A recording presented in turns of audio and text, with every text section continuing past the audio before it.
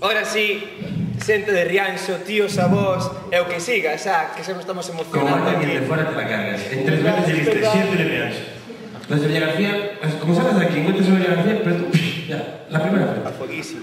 Pero no, xa, de verdad, vos lo pido, este é un rapaz que actúa por primeira vez ante un público con este número. É un número que se suele facer en ocasións moi determinadas, non só se pode facer en teatros, porque chámase prestidigitación, este noble arte que se fai solo que as mans non se usan nada, solo son as mans dunha persona contra todo un auditorio. E aquí vos deixo, levou moitos anos preparar isto. Pido vos a comprensión que algo poida fallar, sempre é posible, pero con esta magia realmente vai ser o imposible. Tiene una dificultad increíble. Increíblemente. La prestidigitación es una de las cosas más bellas y más difíciles de la magia. Casi imposible, diría. Con cartas, claro.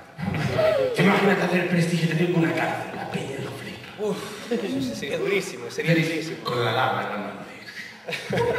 Aí xa se lle foi. Pero nos damos cun fortísimo aplauso. Cun fortísimo, outra vez de novo. E el, pídovos, por favor, vos lo pido, de verdad, querido público de Rianxo, un increíble e majestuoso aplauso. El chámase Julián Prieto de novo. Un aplauso.